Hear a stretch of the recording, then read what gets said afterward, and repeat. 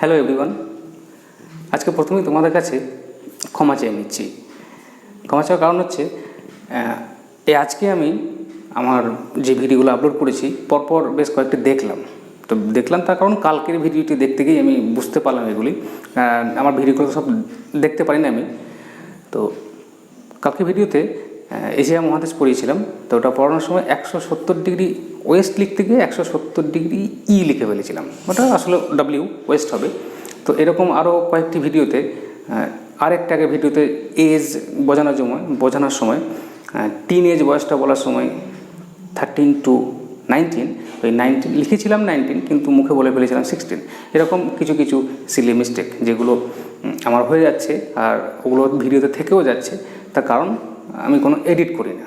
Editing আমার হয় না, মানে আমি পারি না, কোনো এডিটিংটা শিখে উঠতে পারিনি। এডিটিংটা শিখে গেলে তখন এই ভুলগুলো থাকবে না। তো এই স্লিপ অফ দ্য পেন বা স্লিপ অফ দ্য টাং, এই যে ভুলগুলো, এগুলো একটু তোমরা ক্ষমার চোখে দেখে নিও।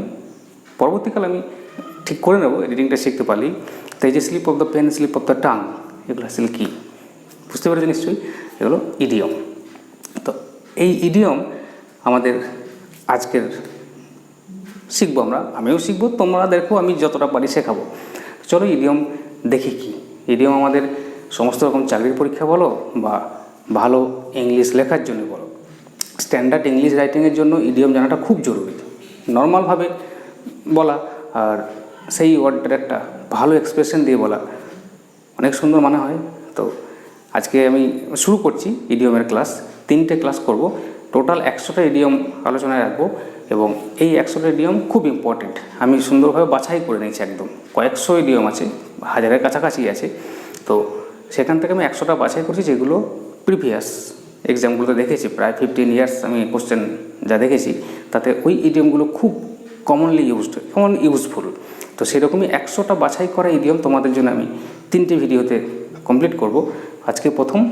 আজকে আমি 30টি ইডিয়ম নিয়েছি। তো এগুলোর মানে কি চলো দেখি। প্রথম আছে ফিশ আউট অফ ওয়াটার। তো ফিশ আউট অফ ওয়াটার এটা মানে হচ্ছে in an uncomfortable situation. In an uncomfortable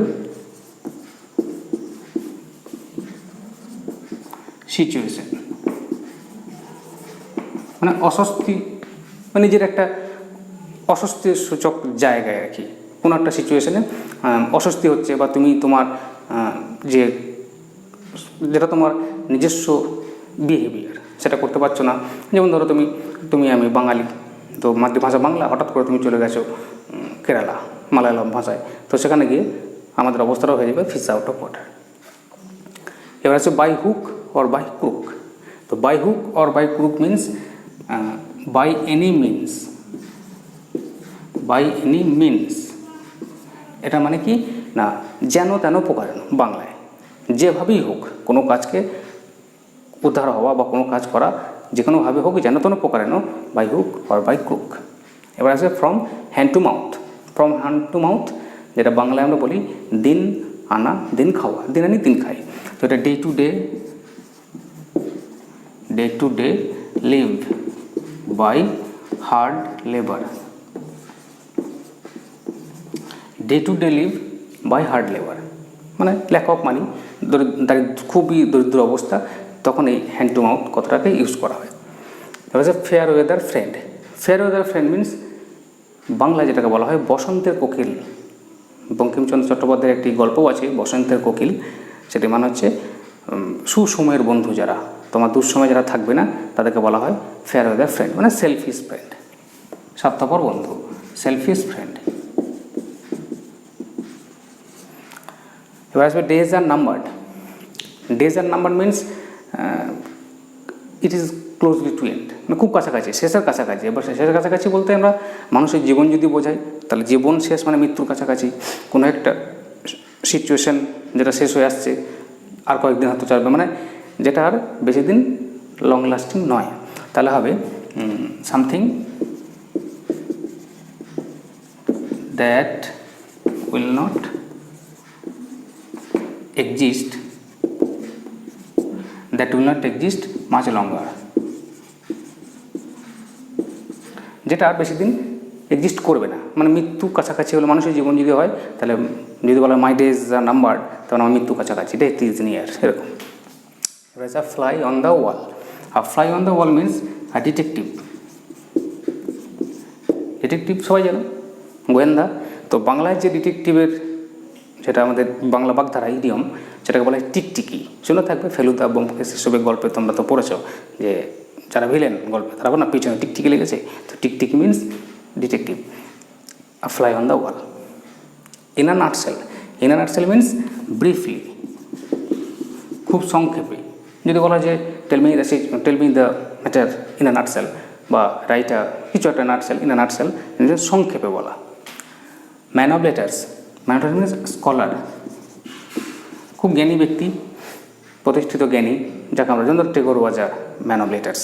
Rabindranath একজন জ্ঞানী ব্যক্তি, স্কলার, এরকম। Pros and cons. Pros and cons means merit and demerits. Merits and demerits, বা তুমি বলতে পারো মেরিটস অ্যান্ড ডিমেরিটস, বা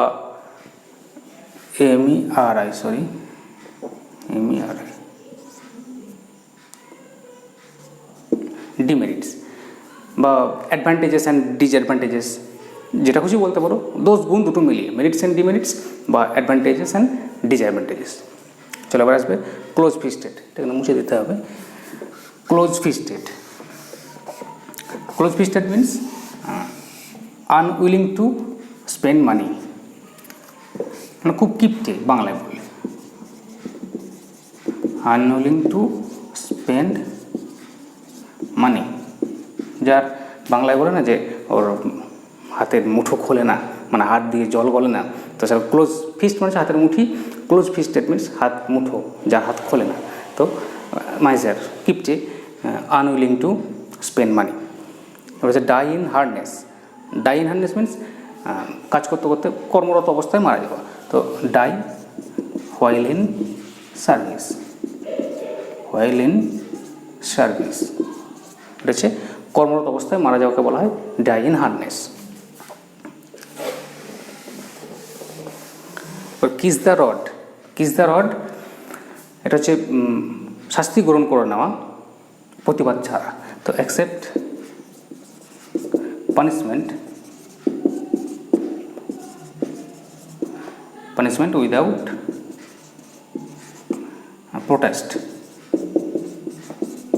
অ্যাকসেপ্ট পানিশমেন্ট উইদাউট প্রোটেস্ট, প্রতিবাদ না করেই শাস্তি গ্রহণ করে নেওয়া। যেমন খুব ভালো একটা উদাহরণ বলা হয় Jesus Christ, Jesus কিস্ট the rod. যীশু খ্রিস্ট বিনা প্রতিবাদে শাস্তিটা গ্রহণ করে নিয়েছিল।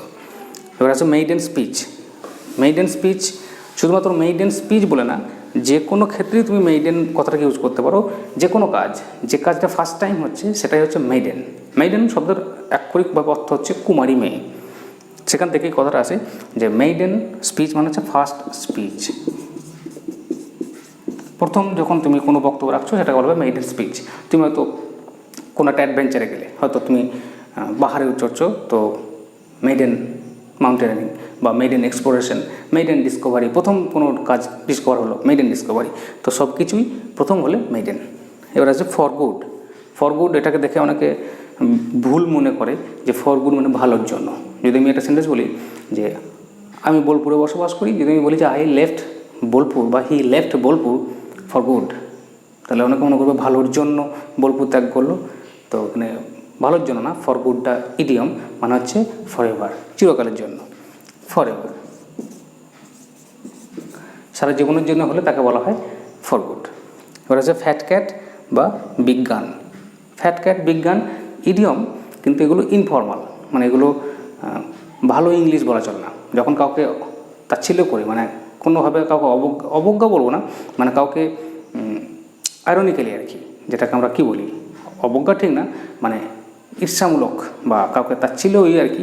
তো ফ্যাট ক্যাট বা বিজ্ঞান বলে মানা হবে পাওয়ারফুল ম্যান বা পাওয়ারফুল, সেটা পাওয়ারফুল ম্যান বা উইম্যান ব্যাপার না, পাওয়ারফুল পারসন, শক্তিশালী, এবং এটা অবজ্ঞা করেই বলা হয়ে থাকে, ইনফর্মালি বলা হয়ে থাকে। Powerful man, powerful person. Lions share.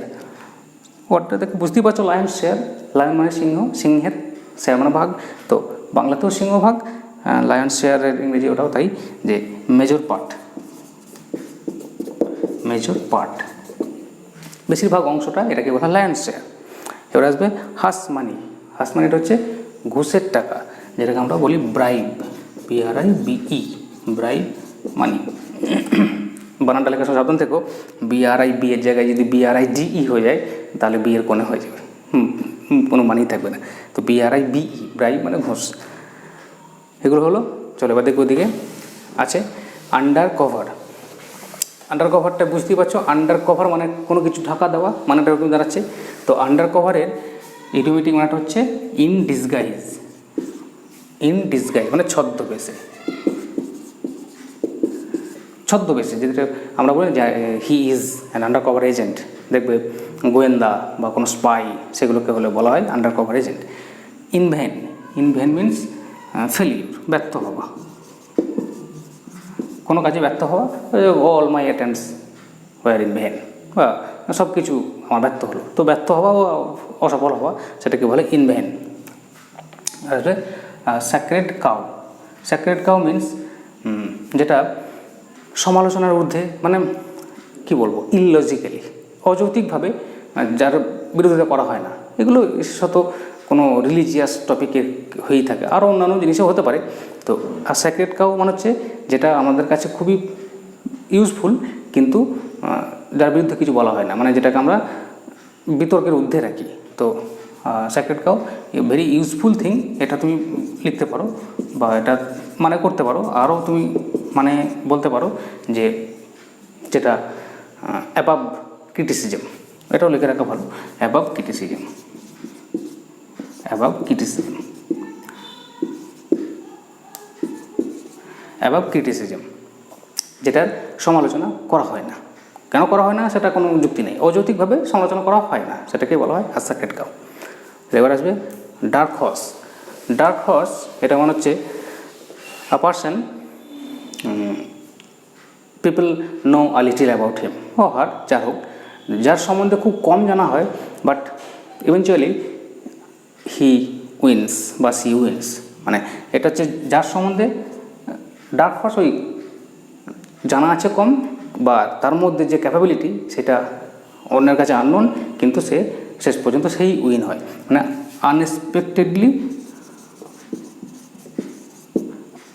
Unexpected winner. এটাই তুমি মনে রাখবে, যে যাকে তুমি ভাবছো না যে এ কোনো কাজ করতে পারে বা কোনো কিছুতে সফল হতে পারে, দেখা গেলো সেই সফল হলো, বাকিরা পালন, তাহলে তাকে বলা হবে ডার্ক হর্স, আনএক্সপেক্টেড উইনার, মানে যাকে আমরা প্রত্যাশা করছি না অথচ সে।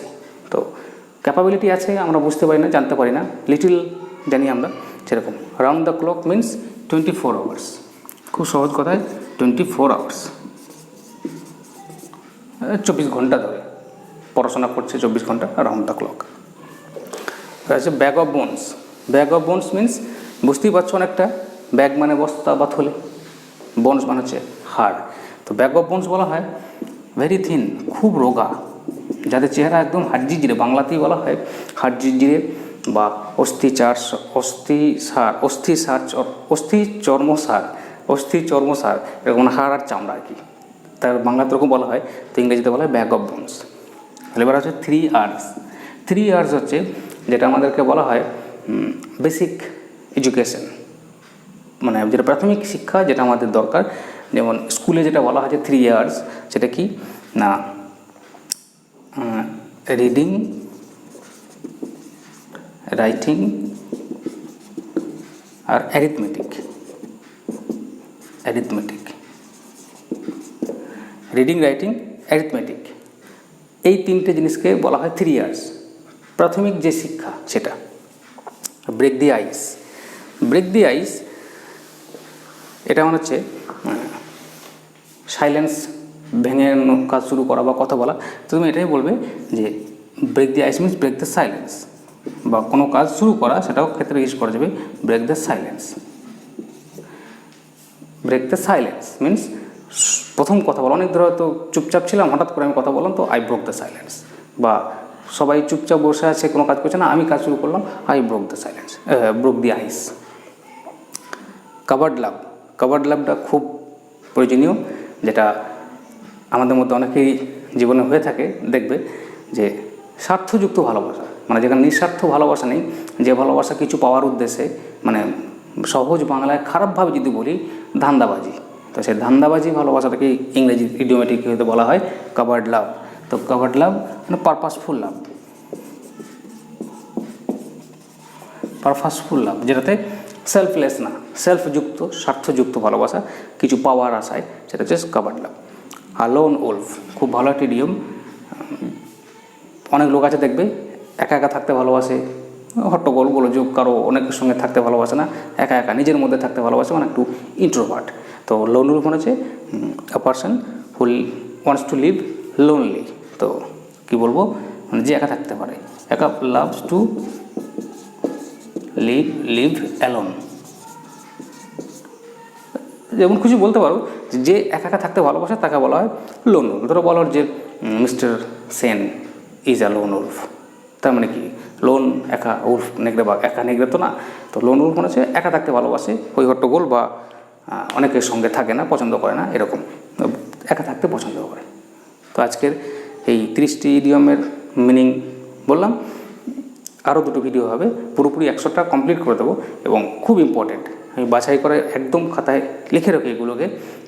আমি গ্যারান্টি দিচ্ছি পরীক্ষায় এর মধ্যে থেকে কমন পাবেই। এটা দেখে আসছি বহু বছর ধরে দেখছি, এই 100টা, আমি যে 100টা ইডিয়ম তোমাদেরকে দেবো তার মধ্যে থেকে কমন পাবে। আজকের মতো এটুকুই, ভালো থাকবে সবাই, থ্যাংক ইউ ফর ওয়াচিং।